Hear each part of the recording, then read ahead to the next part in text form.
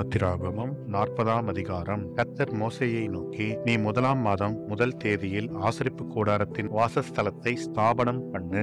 அதிலே சாட்சி பெட்டியை வைத்து பெட்டியை திரையினால் மறைத்து மேஜையை கொண்டு வந்து அதில் வைக்க வேண்டியதை கிரமமாய் வைத்து குத்து விளக்கை கொண்டு வந்து அதன் விளக்குகளை ஏற்றி பொன் தூப பீடத்தை சாட்சி பெட்டிக்கு முன்னே வைத்து வாசஸ்தலத்து வாசலின் தொங்கு திரையை தூக்கி வைக்க கிடவாய். பின்பு தகனபலி பீடத்தை ஆசரிப்பு கூடாரமாகிய வாசஸ்தலத்தின் வாசலுக்கு முன்பாக வைத்து தொட்டியை ஆசரிப்பு கூடாரத்துக்கும் பலிபீடத்துக்கும் நடுவே வைத்து அதிலே தண்ணீர் வார்த்து சுற்று பிரகாரத்தை நிறுத்தி பிரகார வாசல் தொங்கு திரையை தூக்கி வைத்து அபிஷேக தைலத்தை எடுத்து வாசஸ்தலத்தையும் அதிலுள்ள யாவையும் அபிஷேகம் பண்ணி அதையும் அதிலுள்ள சகல பனிமுட்டுகளையும் பரிசுத்தப்படுத்துவாயாக.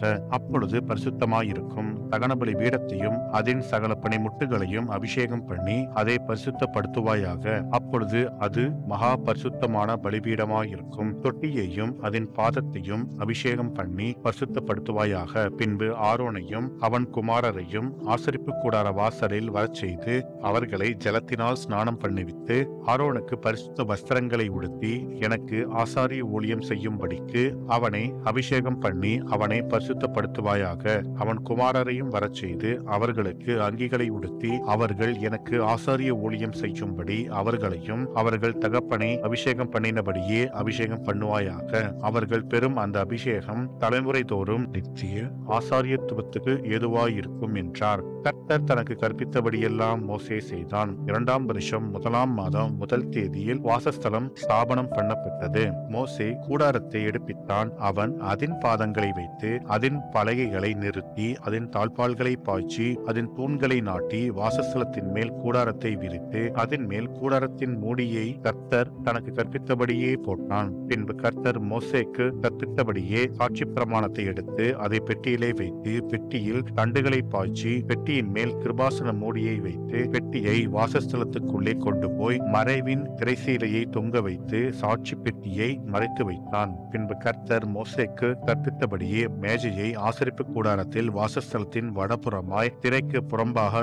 வைத்து அதன் மேல் கர்த்தருடைய சமூகத்தில் அப்பத்தை வரிசையாக அடுக்கி வைத்தான். பின்பு கர்த்தர் மோசேக்கு கற்பித்தபடியே குத்து விளக்கை ஆசரிப்பு கூடாரத்தில் மேஜைக்கு எதிராக வாசஸ்தலத்தின் தென்புறத்திலே வைத்து கர்த்தருடைய சந்நிதியில் விளக்குகளை ஏற்றினான். பின்பு கர்த்தர் மோசேக்கு கற்பித்தபடியே ஆசரிப்பு கூடாரத்தில் திரைக்கு முன்பாக பொற்பீடத்தை வைத்து அதன் மேல் சுகந்த வர்க்கத்தினால் ரூபங்காட்டினான். பின்பு கர்த்தர் மோசேக்கு கற்பித்தபடியே வாசஸ்தலத்தின் தொங்கு திரையை தூக்கி வைத்து தகனபலி பீடத்தை ஆசரிப்பு கூடாரமான வாசஸ்தலத்தின் வாசலுக்கு முன்பாக வைத்து அதன் மேல் சர்வாங்க தகன பலியையும் போஜன பலியையும் செலுத்தினான். அவன் ஆசரிப்பு கூடாரத்துக்கும் பலிபீடத்துக்கும் நடுவே தொட்டியை வைத்து கழுவுகிறதற்கு அதிலே தண்ணீர் வார்த்தான். அவ்விடத்திலே மோசேயும் ஆரோனும் அவன் குமாரரும் தங்கள் கைகளையும் கால்களையும் கழுவினார்கள். கர்த்தர் மோசேக்கு கற்பித்தபடியே அவர்கள் ஆசரிப்பு கூடாரத்துக்குள்ளே பிரவேசிக்கிற போதும் பலிபீடத் தண்டையில் சேருகிற போதும் அவர்கள் கழுவி கொள்ளுவார்கள். பின்பு அவன் வாசஸ்தலத்தையும் பலிபீடத்தையும் சுற்றி